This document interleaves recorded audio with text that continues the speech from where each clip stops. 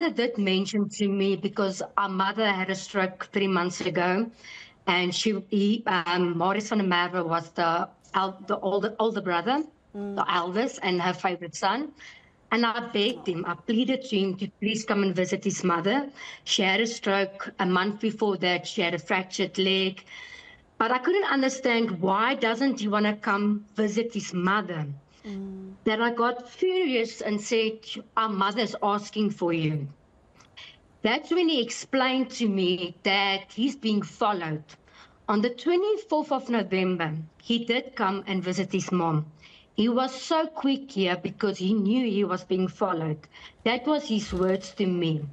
He didn't go in. He didn't tell us. He told me a few days before he came to visit, he said, I'm testifying, I'm state's witness in this case. Yeah. So we didn't ask questions. We knew what type of work he did, what was his job thing. We didn't ask questions, asked no questions, generalized. He was very